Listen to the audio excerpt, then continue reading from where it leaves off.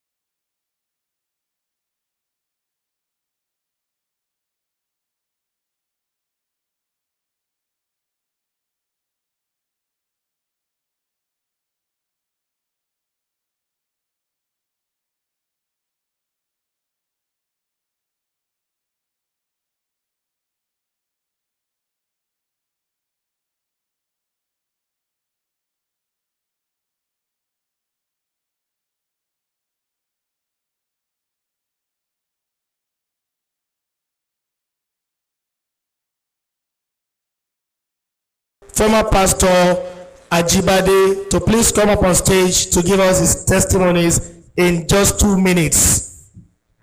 Orúkọ tèmi tẹ́lẹ̀ ni Ajibade Samuel Badejo.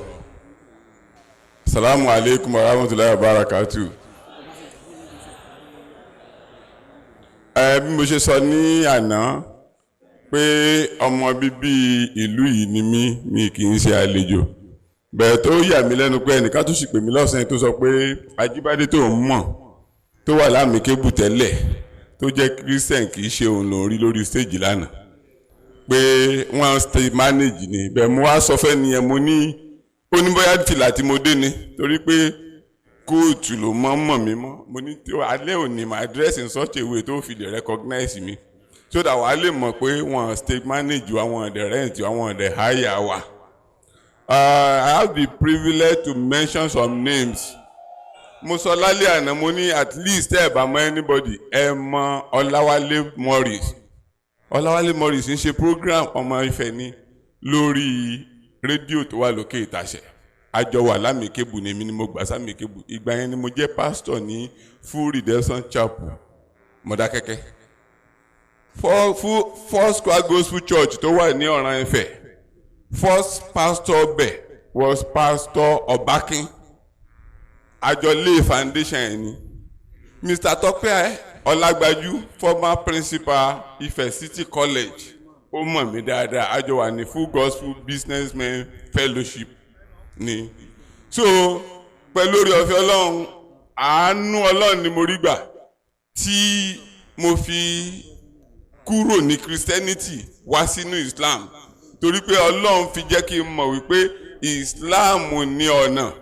Islam ní ẹ̀sìn tí Ọlọ́run gbé kalẹ̀ right from the time of our father Adam to the last prophet Anabi Muhammad.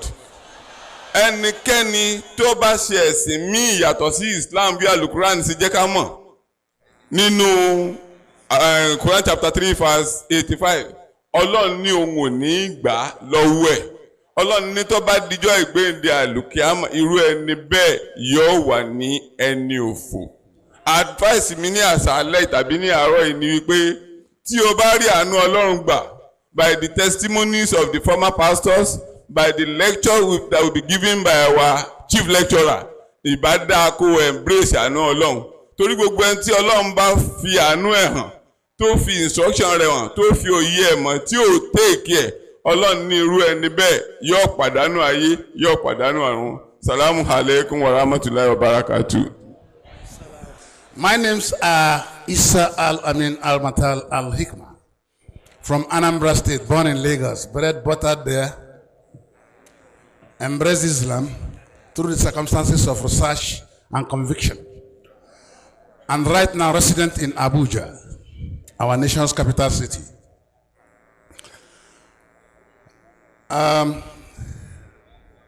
Let me sing one song. When peace like a river attendeth my soul.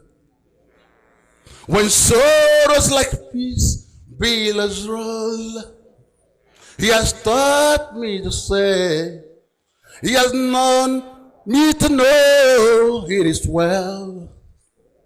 It is well with my soul. If you like, you can join me. It is well. It is well with your soul. With your soul. It is well. It is well with a soul. I say it is well. It is well with our soul. Peace, perfect peace, in this darkness of earth. The peace of God passes all troubles. Peace, perfect peace, that shocks the world of sin. The peace of God passes all trouble. Atakbir, I decided to mention the word peace.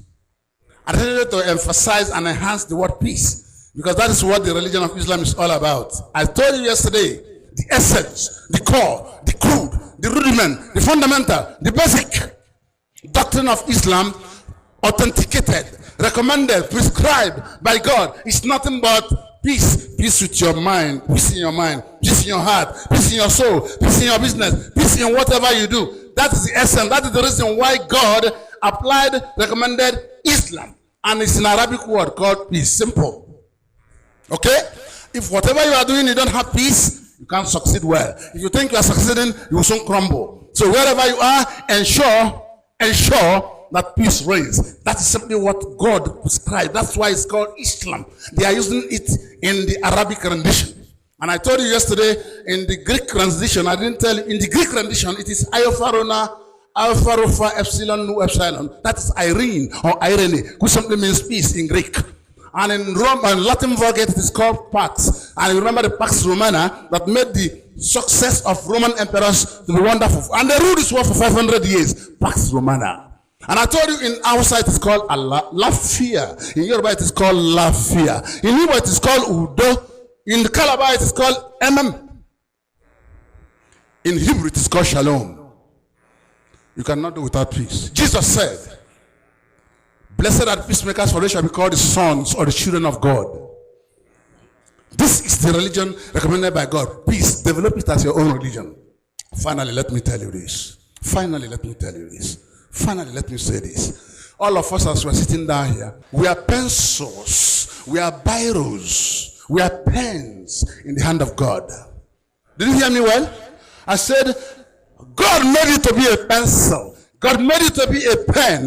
God made it to be a biro. In his own hand, he created the world in 6 days, according to the Bible. He created the world in 6 days, according to the Quran. And no one thing, he didn't stop there. He said, let me make man in my own image. Though we never see God before, I don't know the image they see. Now let me just tell you that God intended, God expected, God desired, God willed that you sitting down listening to me, you standing up and listening to me. You are made to be an extension of the works of creation. You are meant to be a Bible in the hand of God. You are meant to be a person in the hand of God. What are you doing with the gift he has given to you? What are you doing as you're sitting and standing there? The nation is in trouble. The nation is in confusion. Bring it out. Bring it out and solve the problem of this country. I am telling these people, bring out what God has given to you. Bring it out and let God solve the problem of our land. And I want to tell you, peace will reign in this country. Peace will reign in this country. Peace will reign in this country. Because he has made us to be problem solvers. If you don't solve problem, you are a problem. What did I say? If you don't solve problem, you are a problem. You are meant to be a problem solver. Ensure that wherever you are solving problem. Atakbir. Adá ọpẹ́ ńlá fún Ọlọ́run Allah. Ọlọ́run tó kà wá kún ẹrú rẹ̀ tó mọ̀nà. Ọlọ́run tó pè wá sí ojú ọ̀nà Islam. Àánú Ọlọ́run ni kì í ṣe wípé bóyá èèyàn mọ̀ ọ́ ṣe àdúrà wa kọ́ ló tó bẹ́ẹ̀ ṣùgbọ́n orí ọ̀fẹ́ Ọlọ́run la rí gbà. Èmi yìí ni tẹ́lẹ̀tẹ́lẹ̀ orúkọ mi ni Mary Bọ́láńlé Ọ̀párántì wòlíì ní Kérúbù and Seraphim Movement Church worldwide. Mo sì jẹ́ olùdásílẹ̀ ìjọ nílùú Owódé ní Ẹ̀dínwódé Ẹ̀dẹ́ ní sáìdì Ẹ̀dẹ́. Ṣùgbọ́n ṣàdédé náà lọ́lọ́run sọ fún mi wípé kì í ṣe ojú ọ̀nà ni mo wà. Mo wà nínú àlá yẹn gùn gan. Kò sáàyè fún mi láti mọ̀ sọ gbogbo rẹ̀. Ṣùgbọ́n nínú àlá tí mo wà yẹn ẹni yẹn sọ fún mi wípé kì í ṣe ojú ọ̀nà ni mo wà. Mi ò mọ Alhaji Adépọ̀jù Yusufu rí nígbà náà. Mi ò rí wọn rí, ẹnìkan kò sì wá wàásù fún mi nínú ilé. Ṣùgbọ́n kó tó dìgbà yẹn mo ti bá wọn pàdé lójú àlá rí.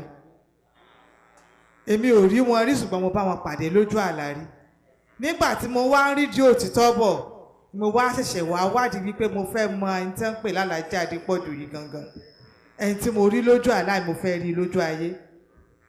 Kó tó di pé mo wá pàdé wọn kí tútù wá gbà wọn késẹ́ẹ̀tì wọn kí n tó lọ wò ó. Ìsìláàmù nìkan ni ọ̀nà. In tó bá mo tẹ́ẹ̀ máa fi odidi chọ́ọ̀chì sílẹ̀ sọ́sọ́ yìí pò ń fẹ́ mọ̀ sí ìsìláàmù. Ó nìkan tí ènìyàn rí ní. Wọ́n ní kò sí bá ṣe lè wò ká pẹ́ láyé tó à pẹ́ lọ́run jù bẹ́ẹ̀ lọ. Bíbélì gan tó wá sọ fún wa wípé kí láǹfààní ènìyàn tó jèrè gbogbo ayé tó sọ ẹ̀mí rẹ̀ nù. Ó ní kí ni yóò fi ṣe pàṣípààrọ̀ rẹ̀. Nígbà tẹ́nìyàn bá sọ yí pé títorí owó títorí gbogbo ìlànà kìrìsìtẹ́nì mo fi gbogbo ẹnu sọ wòlíì là wá. Gbogbo ọ̀nà àti pásítọ̀ ni àti gbogbo ẹni kò sí ìtawọ̀ òrídìí nínú rẹ̀. Kò sí ìkàtà fẹ́ fi ṣe bójúbójú fún wa. Mo ṣe gospel mo ṣe gbogbo ẹnu orídìí. Kò sí bójúbójú nínú rẹ̀. Ìwà jìbìtì olè 419 ní gbogbo rẹ̀ láti fi. Màmá ẹ̀ ṣàlàyé ẹgbẹ́ yàgà ìfèdè fọ̀ láàrin ìṣẹ́jú kankan lè mọ̀. Láàrin kàràfà ríbi rájà ráwọ̀ ṣàdédé káwárì. Àtàwọn ríbi ráfàlì kábà mọ́sẹ̀ ìlíyà rámọ̀ntà bíbí Nàìjíríà. Àdàlẹ̀ kàmọ́sẹ̀ límọ́n. Kabirullah. Allahu Akbar. A'udhu billahi minash shaitani rajim, bismillahir rahmanir rahim. Adúpẹ́ lọ́dọ̀ Ọlọ́run. Orúkọ tèmi ni Ustaz Abdulaziz, popularly known as former Pastor Monday, tí ò lè padà di pastor mátálìkì àmọ́ Ọlọ́run ó fi dé.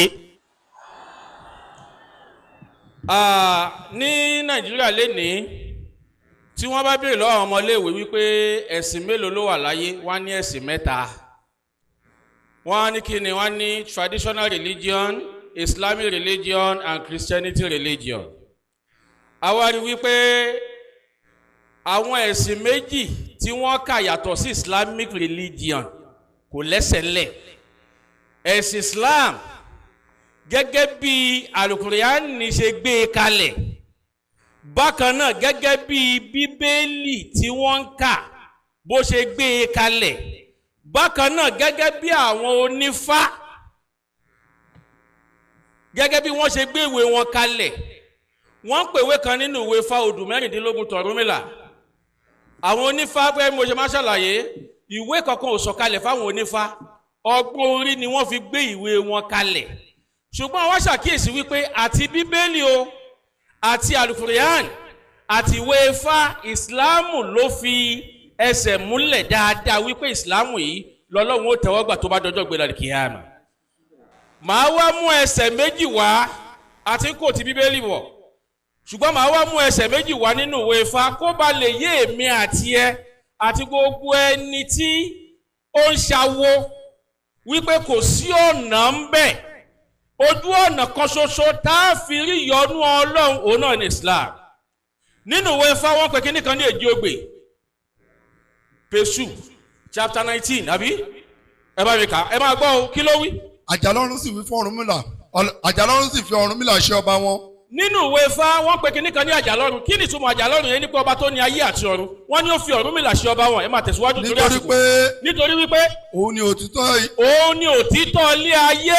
Wọ́n fi pè ní òtítọ́ ilé ayé. Ẹ máa tẹ̀síwájú, ẹ máa tẹ̀síwájú. Ọ̀rúnmìlà wá ṣe ìbéèrè lọ́wọ́ Ọ̀rúnmìlà wá ṣe ìbéèrè lọ́wọ́ Àjàlọ́run wípé ọba mi aláyọ̀, ọba tó ní ayé àti ọ̀run. mo fi tẹríba béèrè lọ́wọ́ rẹ. mo fi ìtẹríba béèrè lọ́wọ́ ìwọ ọlọ́run. kí ni iṣẹ́ tí wọ́n yàn fún mi láti ṣe. ilé ayé tí mò ń lọ yìí iṣẹ́ wo lo yàn fún mi láti máa ṣe ilé ayé. àti kémi kí ó máa lè mójútó. àti pé kí n bá lè mójútó. àjàlọ́run sì pín iṣẹ́ ribiribi fún àjàlọ́run wá pín iṣẹ́ náà fún Ọ̀rúnmìlà. iṣẹ́ náà sì jẹ́ 5. iṣẹ́ tí ọlọ́run ọba fún Ọ̀rúnmìlà lọ́jọ́ náà ó jẹ́ 5. kí àkọ́kọ́ ìkíní ni ọgbọ́n. èkíní òní ọlọ́gbọ́n ènìyàn ní mọ́ Ọlọ́run lẹ́yọ̀ kan. kí lè kejì. èkejì ní ìmọ̀. ìkejì ní ìmọ̀. ìmọ̀ la fi ṣẹ̀dá àrùn kíkí ẹni tí ò bá nímọ̀ ò lè kírun. kí ni kẹta. ìkẹta ní òye. ìkẹta ní òye àwọn olóye ní pín sàkáàtù. kí ni kẹrin. ìkẹrin ní làákàyè. ìkẹrin ní làákàyè ẹni tí ò ní làákàyè ò lè gbà àwẹ̀. kí ni karùn-ún. ìkarùn-ún ní àwíṣẹ. ìkarùn-ún ní àwíṣẹ tamọ̀ ayé aṣẹ́ tamọ̀ sí Kàábà. òpó 5 nìyẹn. nǹkan tó lòun wá ṣe dẹ́ wa sílé ayé kì í ṣe pé ká lọ máa pàtẹ́wọ́, kì í ṣe pé ká lọ máa fi orí balẹ̀ fún èrè kan, bí kò ṣe pé ká fi gbogbo oríkèéríkèé ara wa ká fi jọ́sìn fọ́lọ́run. nínú ìwé fàyí kan náà òtúrẹ́ méjì. nígbà tí wọ́n sì ṣiṣẹ́ tán. nígbà tí wọ́n ṣiṣẹ́ tán. ara wọn ti dọ̀tí fún wàhálà. ara wọn ti dọ̀tí fún wàhálà. olúkúlùkù wọn wẹ ọwọ́ ọ̀tún. olúkúlùkù wọn wẹ ọwọ́ ọ̀tún. àti ọwọ́ òsì. àti ọwọ́ òsì. àti ẹsẹ̀ ọ̀tún. àti ẹsẹ̀ ọ̀tún. àti ẹsẹ̀ òsì. àti ẹsẹ̀ òsì. wọ́n wẹ orí wọn. wọ́n wẹ orí wọn. wọ́n fọ irùngbọ̀n wọn. wọ́n fọ irùngbọ̀n wọn dáadáa. nígbà mẹ́ta. wọ́n fọ wóró inú imú wọn. wọ́n fọ wóró imú wọn. àti etí wọn. àti etí wọn. wọ́n fi omi yọ ẹnu. wọ́n fi omi yọ ẹnu wọn. wọ́n fọ apá wọn. wọ́n fọ apá wọn. wọ́n sì pa apá wọn mọ́ ìsàlẹ̀. wọ́n wá gbé apá wọn papọ̀ mọ́ ìsàlẹ̀ láláì kò gbé ọwọ́ sókè. láláì kò gbé ọwọ́ sókè rárá. Yes. a lè wí sì dúró lórí ebè. a lè wí wá dúró sórí ebè. a lè wí tó dúró sórí ebè ní ìmáàmù. orí ebè tó dúró sí òní múbàrí. kí ló wá wí? ó yá ọ̀mùtí. ọ̀mùtí sì gbá lẹ́nu ẹ̀. ọ̀mùtí sì gbá lẹ́nu a lè wí. ọ̀mùtí tó gbá lẹ́nu a lè wí ni làdáni. kí ló wá sọ? ó sì wí pé Allahu lámì lámì. ó sì sọ wípé Allahu lámì lámì. gbogbo ọkùnrin sì wí pé. gbogbo ọkùnrin wá wí pé. Allahu lámì lámì. kí ló wá ṣẹlẹ̀? wọ́n sì bo. wọ́n sì bá ọwọ́ wọn lé orúkọ wọn rinlẹ̀. Yes.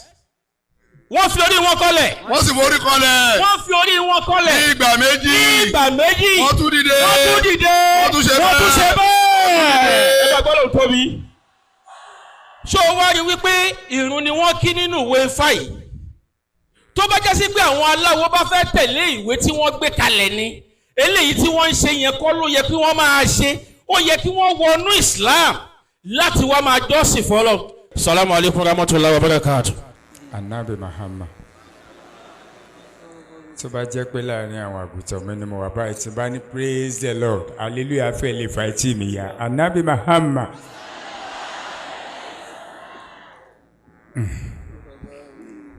ẹ̀rí tí mo gbé báàgì wá ẹ̀rí ní bẹ́ẹ̀nbẹ́ẹ̀ bá mú ẹ̀rí láti lè fi convince èèyàn pé èmi olùṣọ́ àgùntàn Evangelist Michael Adémọ́lá Ọmọjọ tí mo jẹ́ olùdásílẹ̀ chọ́ọ̀chì kan tá à ń pè ní Church of Christ Evangelical Worldwide. ìtorí tí Church of Christ yẹn fi wà ńbẹ̀ ni pé láti ara Celestial láti jáde wá. lẹ́yìn ìgbà tó sọ̀fà kú ní 1986 ni mo wá fi ń lo Church of Christ yẹn àmọ́ mo wá fi Evangelical Worldwide sí tọ̀dọ̀ mi. reason tí mo fi gba ẹ̀sìn Islam òun ló kún inú ibi ìbámu. ẹ ṣe sùúrù jàmá. ǹjẹ́ tí èèyàn bá ń ka àlèkùránì ṣé ibi dáadáa ló máa jáàyàn sí ni àbí báwo? ẹ kọ́kọ́ dá mi lóhùn náà. èmi wá tún fi ẹ̀rí mú báyìí pé ṣé mọ̀ pé nínú Psalm 1 verse 1 ẹ kọ́kọ́ já wa sí díẹ̀ ẹ má wọnú púpọ̀. bíbélì fún wa ní recommendation kan. ó ní ọ̀rọ̀ Ọlọ́run yìí kò gbọ́dọ̀ kúrò ní igbá àyà rẹ̀. òun ló sì gbọ́dọ̀ máa ṣe èròǹgbà lórí rẹ̀ ló gbọ́dọ̀ máa ronú sí. Psalm 1 verse 1 ẹ bá mi lọ síbẹ̀ díẹ̀. Psalm 1 verse 1. ìbùkún ni fún ọkùnrin náà. ìbùkún ni fún ọkùnrin náà. tí kò rìn ní ìmọ̀. tí kò rìn ní ìmọ̀ àwọn èèyàn búburú. pápá ṣe mọ̀ kókò sáàyè. tí kò dúró ní ọ̀nà wọn. tí ò dúró ní ọ̀nà wọn. àwọn ẹlẹ́ṣẹ̀. tí ò dúró sáàrin àwọn ẹlẹ́ṣẹ̀. àti tí tí kò jókòó ní ibùjókòó àwọn ẹlẹ́gàn. pẹ̀gàn ẹ máa kà lọ. ṣùgbọ́n dídùn inú rẹ̀ wà nínú òfin Olúwa. òfin Olúwa. àti nínú òfin rẹ̀. nínú òfin Olúwa yìí. ẹ máa kà lọ. nínú òfin rẹ̀ yìí. ló máa ṣe. ṣe àṣàrò ní ọ̀sán lórí rẹ̀. àti òru. kí ló burú ẹ̀yin ọmọ ìyá mi. kéèyàn ka bíbélì kó ṣàṣàrò lórí rẹ̀. kí bíbélì wá interpret ọ̀rọ̀ yẹn the mind of God fún. kí ló burú mbẹ̀ jàmá. arákùnrin yìí ilé ìjọsìn tí kọ́kọ́ ń lọ tẹ́lẹ̀tẹ́lẹ̀ Catholic ni ó wá kúrò ńbẹ̀ ó di Seventh-day Adventist ìyẹn ò tún tó ó wá ní ẹjẹ ń kúrò ní seven èmi náà fẹ́ dá tèmi sílẹ̀ wá ń porúkọ ìjọ rẹ̀ ní sábàtì ó wá ka Bible Solomon 4:5 ló lóun kà ó èmi kọ́ ni mò ń interpret ẹ̀ ó lóun kà á bó ṣe kà á tán báyìí bí ó ṣe bẹ̀rẹ̀ sí ní fall into trance nìyẹn ẹ̀mí mímọ́ bá gbé e wọ̀ ẹ̀mí mímọ́ wá ń sọ fún un pé ṣọ́ra àbúrò rẹ yẹn tó fáìn ó ní mo yàn fún ọ gẹ́gẹ́ bí ìyàwó kí ló dé ẹ fi ní à tí n bá mẹ́rin rẹ̀ jáde ńkọ́ sórí àbúrò rẹ yẹn tó fáyìn òun ni kò fi jẹ́ ìyàwó ó wá mú èrò yẹn ó wá gbé e wọ̀ ó wá kọ́kọ́ sọ fún pásítọ̀ ilé ìjọsìn wọn náà pé ẹ̀mí Olúwa mà sọ nǹkan kan fún mi nínú Solomon 4:5 pásítọ̀ wa ní sẹ́mi Olúwa ló sọ fún ọ ìwé ayérayé náà ló kà let's go ahead aláàbúrò rẹ̀ bọ́n ṣe go ahead nìyẹn jàmá wọ́n ń ṣe eléyìí báyìí wọ́n ti lọ sí ilé ìjọsìn yẹn o wọ́n ní ìṣe tàbú àwọn ò mọ̀ pé tàbú ni o ó lòun ka Solomon 4:5 ó wá interpret eléyìí fún un ẹ má jẹ́ kó jẹ́ mi nìkan ni màá rí i pépà tó gbé e tó fi ń jẹ́rìí ní ìgbà tí chief lecturer wa bá ń sọ pé bíbélì ti dà wá sí wàhálà èmi máa ń rò pé àsọdùn ni àmọ́ máa ń yé mi pé àfáà yóò ṣàsọdùn ẹ wo ohun tó ṣẹlẹ̀ ibi tá à ń lọ kọ́ nìyẹn.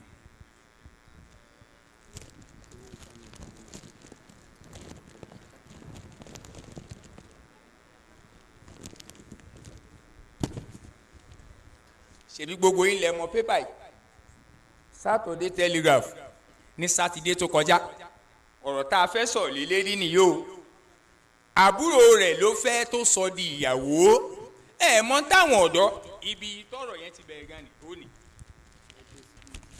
ó ní ilé òun náà ni àbúrò rẹ̀ ẹ̀mí mímọ́ ló sọ fún un bẹ́ẹ̀ o ẹ̀mí mímọ́ interpretation kúta bá ń ka ọ̀rọ̀ Ọlọ́run ẹ̀mí mímọ́ máa ń sọ mind of God fún wa Solomon 4:5 ló kà ó wá ní tẹ́ẹ̀mí mọ́ sọ fún un pé àbúrò òun yẹn tó fáyìn òun ni kò ń fi ṣe ìyàwó òun lọ́lọ́run kọ fún un látọ̀run ó gbé lọ sọ́dọ̀ pásítọ̀ ni ṣé Solomon 4:5 ti sọ bẹ́ẹ̀ kò sí wàhálà go ahead pásítọ̀ so wọ́n pọ̀ ẹ̀ mọ́ táwọn ọ̀dọ́ ìlú yẹn wá ṣe kí ni wọ́n ṣe ẹ máa bá a pàdé nínú Saturday yìí wọ́n wá lọ dáná sun church yẹn ní ilẹ̀ Ìgbò ló wà ibi tá à ń lọ kọ́ nìyẹn jẹ̀mọ́ ẹ̀yin náà ẹ wò ṣé mo ní reason láti gba Islam báyìí ẹ wò wé Kùránì ẹ wò Bible àmọ́ ibi tá à ń lọ kọ́ nìyẹn ẹ jẹ́ ká gbọ́ lọ́wọ́n ọba tóbi tí Ọlọ́wọ́n ọba tó yọ̀ǹda Kùránì fún mi jẹ̀mọ́ mo dúpẹ́ pé Ọlọ́wọ́n ọba ó tún sọ mí di mùsùlùmí èmi ò mọ̀ pé mo lè gba ẹ̀sìn Islam àìmọye àwọn ojú afọ́jú tí mo ti là kí lẹ wí mo ní àìmọye ojú afọ́jú tí mo ti là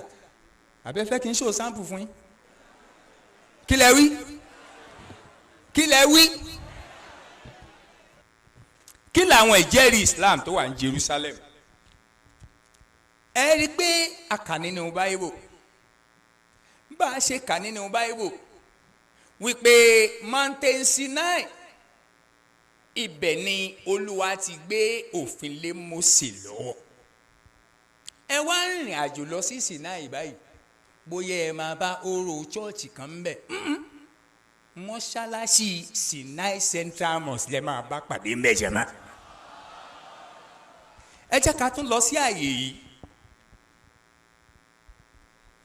ẹ̀rí Islam ní Jerusalem ẹ jẹ́ ká lọ sí Nazareth nílùú Galilee tí a bá débẹ̀ ẹ rí i pé àníyàn tá a fi ń lọ síbẹ̀ wo ibi tí bàbá àti ìyá Jésù ibi tí wọ́n gbé tán ti lo ìṣẹ̀mí wọn.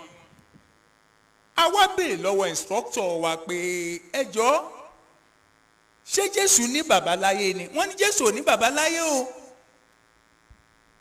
wọ́n ní Jésù ṣé Jésù ní bàbá láyé ni? wọ́n ní ayé ni bàbá Jésù wà, ẹni tó wà lọ́run yẹn kì í ṣe bàbá rẹ̀. ibẹ̀ láti mọ̀ pé Jésù kì í ṣe ọmọ Ọlọ́run. àwa ní kí ló dé tí Jésù fi máa ń pe Ọlọ́run ní bàbá rẹ̀? wọ́n ní àṣà ìlú àwọn Jésù ni, àṣà àwọn Júù ni. ìjẹ́rìí rẹ̀ wà nù Àìsáyà 64 verse 8. Olúwa ìwọ ni bàbá wa. ẹ wò ìwọ ni bàbá wa. rí pé tó bá ka Báíbù á fi iPhone méjì síbẹ̀. ó ń sọ pé òun fẹ́ ṣàlàyé rẹ̀, ìtumọ̀ rẹ̀ ló fẹ́ sọ báyìí o. àwa ni a mọ̀. àwa ni a mọ̀. we are the clay. ìwọ ni ọmọ. you are the potter. ìwọ ni ọmọ. gbogbo wa sì jẹ́ iṣẹ́ ọwọ́ rẹ̀. we are all creatures. a tún kúrò mbẹ̀ a tún lọ sí Kánà ní ìlú Gálílì. ìjẹ́rìí Islam wo la bá pàdé mbẹ̀? ẹ̀rí pa àníyàn tá a fi ń lọ síbẹ̀. ibẹ̀ láti mọ̀ pé àlùkùránì lọ̀gá gbogbo ìwé.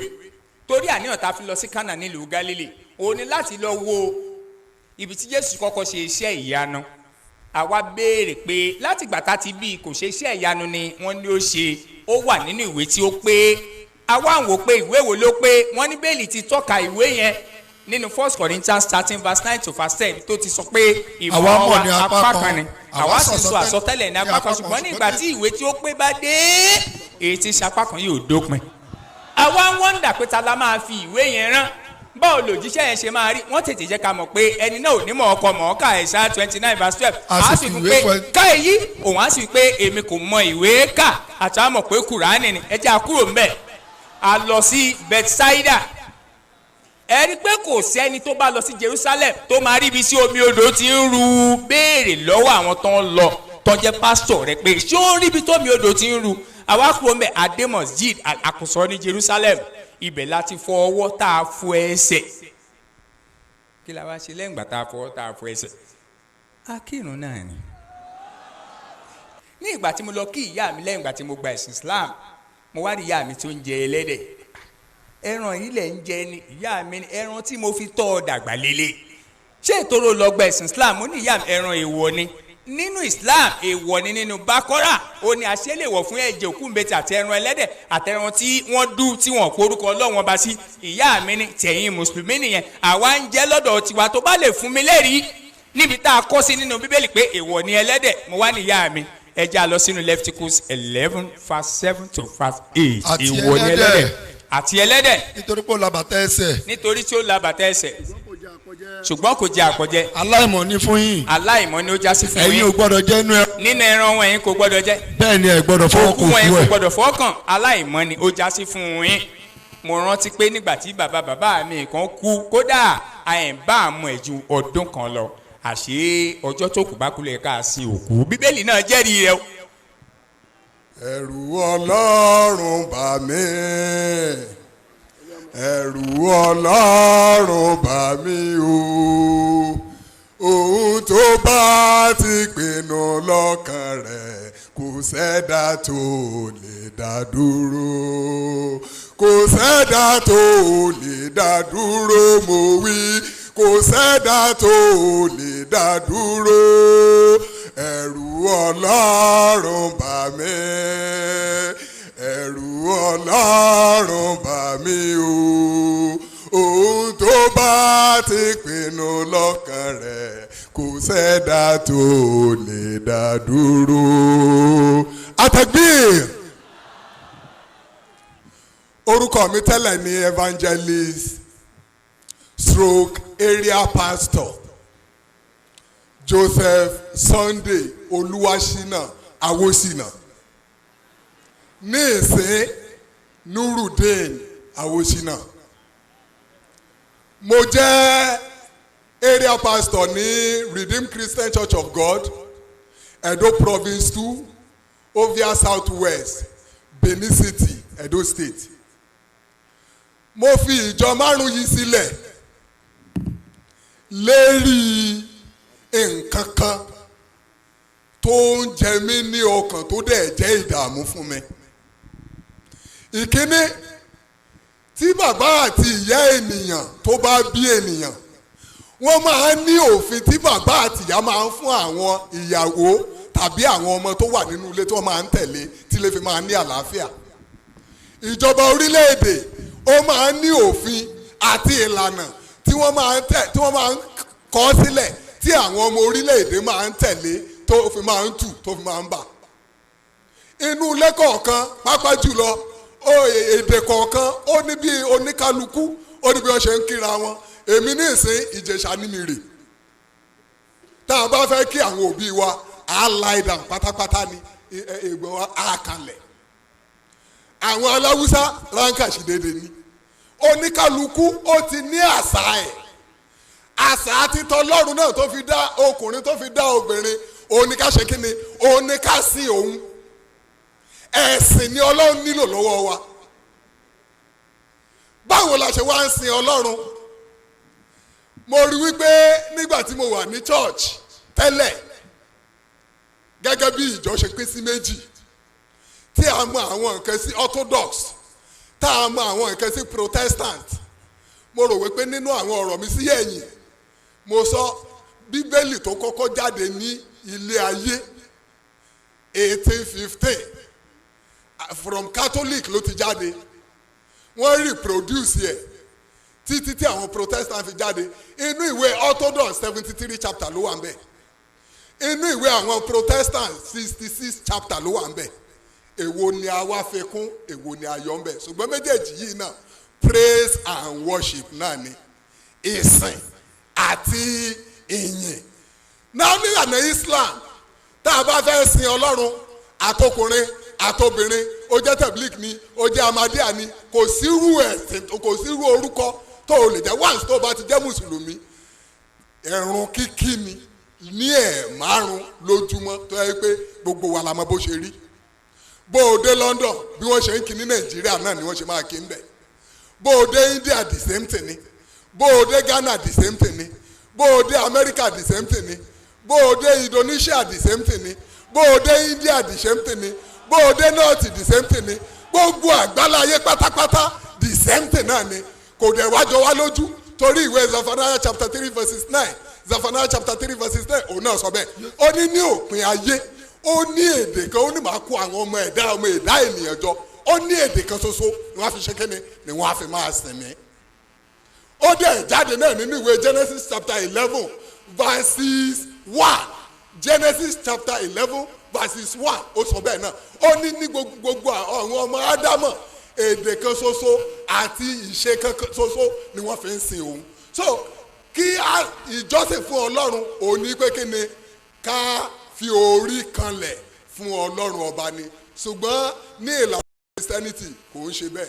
Tá a bá ní a fẹ́ ṣe praise and worship, àkọ́kọ́ bẹ̀rẹ̀ ó máa ń dàbí drama ni. Èmi gan ṣẹ̀ṣẹ̀ rí bẹ́ẹ̀ ni torí ń gbà yẹn mi kò rí bẹ́ẹ̀. A máa bẹ̀rẹ̀ á ní nítorí pé ṣe àánú yín dúró,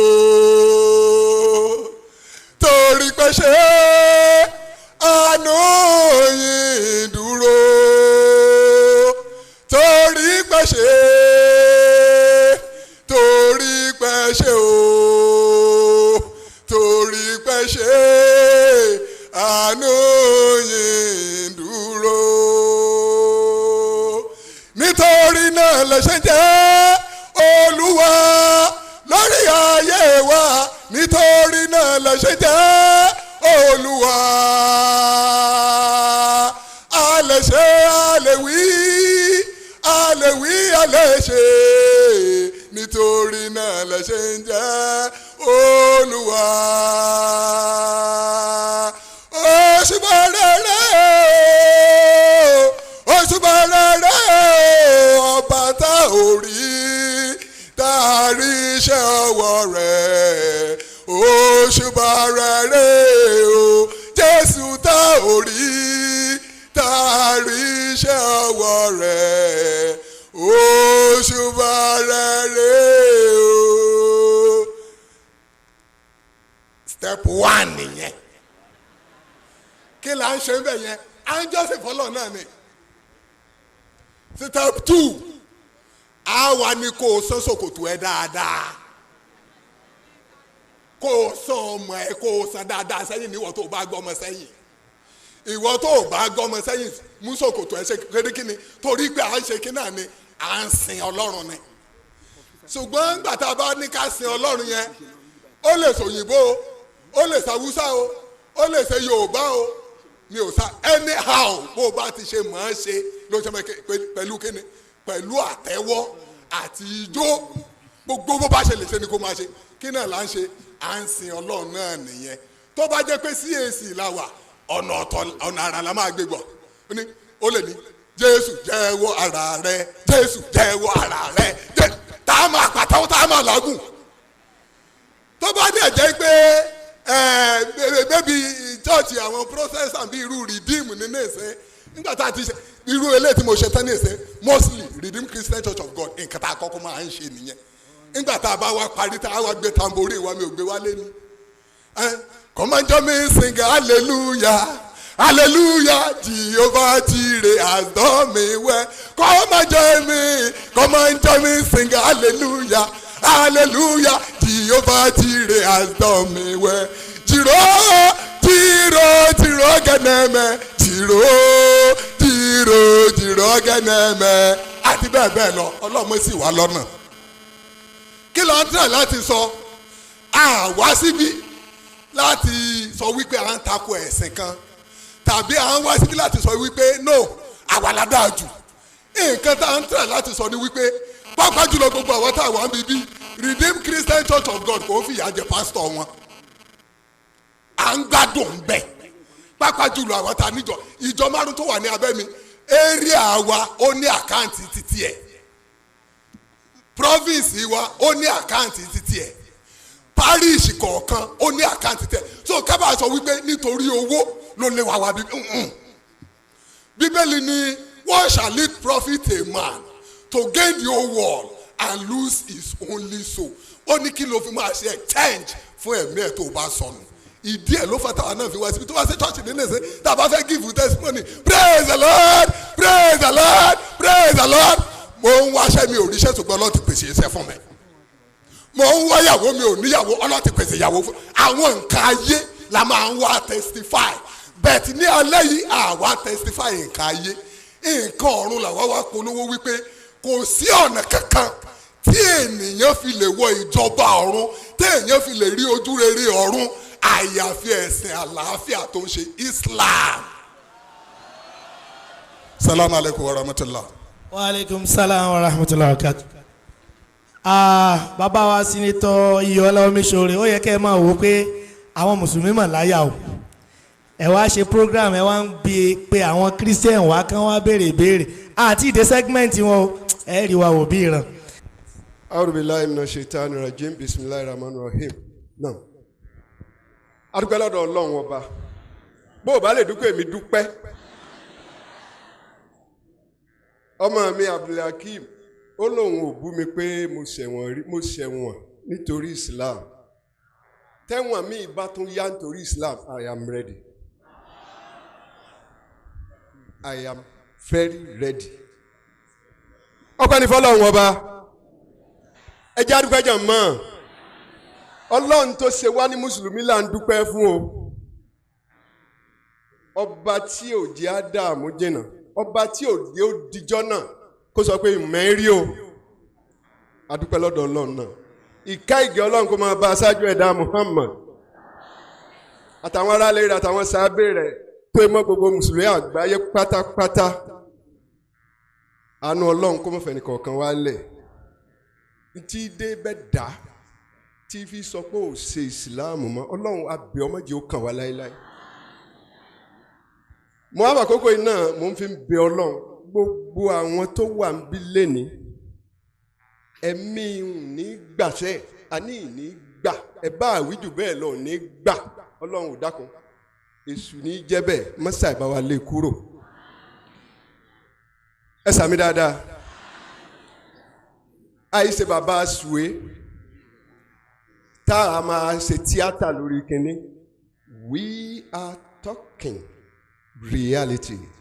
We are saying the truth. We are telling you what is happening. And we are assuring you that, inshallah, if you embrace Islam, oh God, you will never, never, never be doomed. Say amen to that. Now, èmi àti ustaasi wa world best àbí? Ẹ pariwo ẹ kí n gbọ́. Mo wá fetí kò wọ́n létí nígbà tí mo gbọ́ world best bẹ́ẹ̀ ni wàláì bẹ́ẹ̀ ni ní Nàìjíríà tilẹ̀ mọ́ lónìí yìí ó kú òní comparators nìkan oníwàásí kan tí ó kó èrò jọ báyìí yóò múra adúpẹ́ lọ́dọ̀ Ọlọ́run mo wá sọ fún wọn pé àwa dé ládé tí jẹ́láwà ní world best ẹ faramọ́ abẹ́ faramọ́ Ọlọ́run ṣe rọrùn ojú ẹ̀mí mi ni yóò ṣe tẹ̀yìn náà ọlá láìláìláì náà mo fẹ́ ṣe àlàyé kékeré kan. I am not here to give testimony. Èyí tí mo fẹ́ ṣe mo fẹ́ kàn ṣàlàyé bí ìṣẹ́jú márùn-ún nínú Bíbélì in the book of Galatians chapter 1 verses 17 and 18. Mo fẹ́ sọ fún wa wípé ṣe wà láì Islam lọ́nà. Èmi lọ Bible college. Mo jáde mo gba certificate wọ́n tún ordain mi kí n tó lọ sí Advanced Bible College àṣírí táwa rí many pastors mọ́ Allah à ń pè subject kan ní eschatology à ń pè kan ní Bible exposition Bíbélì kì í ṣe pé à ń takò no. Ntó bá dé ló dá ntí ò bá dá ẹni ò dá a ti sọ à ń tún sọ láìmọye ìgbà you know our stars àwọn náà ń kóòtù Bíbélì gbogbo àwọn tó wà níbí náà ló ń kóòtù Bíbélì which means a fi gbogbo ara takò but ó ti láàyè ó ti ní mistake inú tó pọ̀ that is why Al-Qur'ani fi wá ẹ̀yọ̀nbó ànábì. Nínú rẹ̀ ohun tí wọ́n kọ́ àwa lọ́hùn àṣírí yìí ni mo fẹ́ fi hàn yín. In the book of Galatians chapter 1 verses 17 and 18. Ẹ bá mi kà á. Bẹ́ẹ̀ni èmi kò gòkè lọ sí Jerusalem. Paul look kí Paul ó tó da ìdàkudà. Are you laughing? Ìdàkudà ló dà kò bẹ̀rẹ̀ bẹ́ẹ̀ kó tó da ìdàkudà ní kété. Torí kò rí Jésù lójú rí o. Bẹ́ẹ̀ni. Kì í ṣe kan nínú àwọn disciples Jésù. You Christians, you are here. You have your Bible with you. Paul ò mọ Jésù. Ṣùgbọ́n akẹ́kọ̀ọ́ ni. Ọ̀gá rẹ̀ tó kọ́ lẹ́kọ̀ọ́ òun là ń pè ní Gamaliel. A very great historian. Ó tún study prophecies. Àsọtẹ́lẹ̀. Nígbà tí ó fẹ́ bẹ̀rẹ̀ ẹsẹ̀ ránṣẹ́ kí ló ń ṣe? Bẹ́ẹ̀ni èmi kò gòkè lọ sí Jerusalem tó àwọn apostles. Kò lọ́ọ̀rẹ́ bá àwọn apostoli. No. Kí ló ṣe? Àwọn apostles tó ṣáájú mi. Kò lọ bá wọn fún anything. Ṣùgbọ́n mo lọ sí Arabia. Ó lọ sí Saudi Arabia tààrà. Why? Ń bọ̀. Kí ni Paul lọ ṣe ní Arabia? Olùkọ́ kéwú. Are you laughing? Paul ní bẹ̀rẹ̀ pẹ̀pẹ̀ ṣe ránṣẹ́ ọ̀jọ̀gbọ́n ni ọ̀mọ̀wé ni Gamaliel ló kọ́ lẹ́kọ̀ọ́ ó ti gbọ́ nínú ẹ̀kọ́ tá a kọ́ àti àwọn àsọtẹ́lẹ̀ tá a fi fún wípé bá mi tètè sí 2 Corinthians chapter 12 from verse 1 ẹ tètè bá mi mọ̀ ká wípé ẹnìkan ń bọ̀ òjíṣẹ́ kan ń bọ̀ olúborí òjíṣẹ́ kan ń bọ̀ ayẹyẹ òjíṣẹ́ kan ń bọ̀ òjíṣẹ́ tá a fọn yẹjú bọ̀ ẹni tó jẹ́ òjíṣẹ́ ńlá tí ó parí gbogbo sí àwọn àyẹ̀rọ̀bù yòókù tí ó yẹjú rẹ̀ ń bọ̀. ìdí nìyí tó fi lọ Saudi Arabia. mo lọ sí Arabia. No, mo ti 2 Corinthians chapter 12 from verse 1 kíákíá. èmi kò lè ṣe àìṣògo. èmi kò lè ṣe àìṣògo bí kò tilẹ̀ ṣe àǹfààní. ó ní èmi kò lè ṣe aláìṣògo why nítorí ntọ́lọ́n fi hàn kó tó di kó gba Saudi lọ yẹ́sì kí ló sọ. nítorí èmi ti wá sí ìran. èmi yóò wá sí ìran àti ìṣípayá Olúwa. èmi mọ ọkùnrin kan. èmi mọ ọkùnrin kan nínú Kristi. nínú Kristi nípasẹ̀ ànábì yìí sani jẹ́ Jésù níbi tó ti sọ́nù ìwé Jòhánù wípé àǹfààní ni yóò jẹ́ fún mi tí mo bá lọ tí ìbá lọ kò ní í wá. ló fi ló mọ ọkùnrin kan kí ló ṣẹlẹ̀ sọkùnrin yẹn. ní ọdún 14 sẹ́yìn. lọ́dún 14 sẹ́yìn kó tó máa sọ yìí láti fi ìran hàn án wípé. yálà nínú ara ni. làhápà. èmi kò mọ̀. yálà nínú ara ni. èmi kò mọ̀. èmi kò mọ̀. tàbí láti kúrò. bóyá láti inú ara kúrò ní bóyá nú ẹ̀mí ni ó lóun ò mọ̀. èmi kò mọ̀. kí ló ṣẹlẹ̀ sẹ́ni ọ̀. Ọlọ́run ni ó mọ̀. a gbé irú ènìyàn bẹ́ẹ̀ lọ sí ọ̀run. irú ẹni bẹ́ẹ̀ la gbé lọ sọ́run.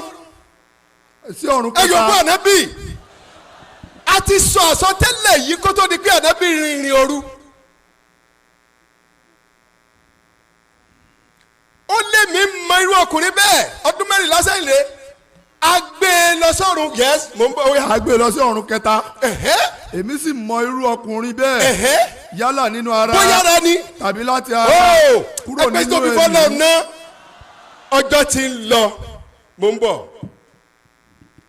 Pọ́ọ̀lù yìí ó ń sọ eléyìí nígbà tó wá lọ sí Arabia tí ò rí ẹni tó jọ torí ànábì ò tí ì dé ńgbà náà. ìyẹn ló fi wá sọ in the book of 2 Corinthians chapter 11 verse 4 kí ló wí. you Christian listen to this very well ẹ dákun ẹ gbọ́ léyìí dáadáa yín Christian tẹ wá mo fọlọ́ ń bẹ yín mo gbọ́. nítorí bí ẹni tó ń bọ̀ wá wàásù Jésù mìíràn. nítorí náà ó ti wá lọ kò rí wọn ìbí ànábì ńgbà náà kò ì dáyé ó wá padà wá ó wá ń sọ wípé nítorí náà bí ẹni tí ń bọ̀ wá yẹn tó ń lọ tó bá ka English version pronoun he lólò ọkùnrin ni ó ní nítorí náà bí ẹni tí ń bọ̀ wá bá wàásù yes. tó wá wàásù Jésù mìíràn. tó bá wàásù Jésù mìíràn Jésù mìíràn wo Jésù mìíràn tá a rò pé àkàmágbélébù tá a kàmágbélébù Jésù mìíràn tí ò kú tá a sí tí ò jíǹde ńjọ́ kẹta kankan Jésù mìíràn tí wọn ò rí pa torí pé ẹni tí ń bọ̀ sọ òdodo nípa rẹ̀ ní sọ yìí ìdí nìyí tí Àlùkùránì yóò yé wa wípé àti ọ̀rọ̀ wọn àti irọ́ wọn tẹ́ pamọ́ Àlùmásíhù Ìsá ọmọ Màríámà òjíṣẹ́ Ọlọ́run pé àwọn pa àwọn kàn án mọ́ àgbélébù bẹ́ẹ̀ ni wọn kò pa bẹ́ẹ̀ ni wọn kò kàn án mọ́ àgbélébù ṣùgbọ́n ajẹ́ kórí bẹ́ẹ̀ lójú wọn ni. Continue. bí ẹni náà ti ń bá wọn bá wàásù Jésù mìíràn tí àwọn wàásù fún yín. tí àwọn wàásù fún yín tàbí tí ẹ̀yin bá gbà mí mìíràn. tí ẹ̀yin kò tí ì gbà. yes. tí ẹ̀yin kò tí ì gbà rí. àtòrí àkókò yes. tàbí ìhìnrere mìíràn. àti ìhìnrere mìíràn. tí ẹ̀yin kò tí ì tẹ́wọ́ gbà. La ilaha illallah Muhammadu Rasulullah sallallahu alaihi. ẹ̀yin bá ṣe rere ẹ̀yin bá ṣe rere kí ẹ gbà á kẹ́ fara dà ẹ má lọ agídí ní jẹ́bẹ̀. Paul is warning you here. If that man that we are expecting tó bá dé tó bá wàásù Jésù mìíràn fún yín gẹ́gẹ́ bí Àlùkùránì ti sọ kalẹ̀ pé ọ̀kan má gbélébù ẹni ẹ̀ bá ṣe rere ká ìgbà. mọ́nà agídí ọ̀rọ̀ agídí kọ́ because if you follow that story fable wọ́n kàn ó kúnjọ́ kẹta àwa náà ti ṣe irú ẹ̀ rí ikú oró tí ń bá kú ìyẹ̀sẹ̀ tí ń bá jẹ ẹ̀ gbogbo rẹ̀ ló ti kí ni kó lọ ohun òkú now in conclusion because of our time akimoya bá mi spread kini spread yẹ aláwọ lámúlámú kọ́ lélẹ́yìí o Ànábì Muhammad sallallahu alayhi wa sallam wákàtí tí wọ́n ń kírun gbà náà 50 ni.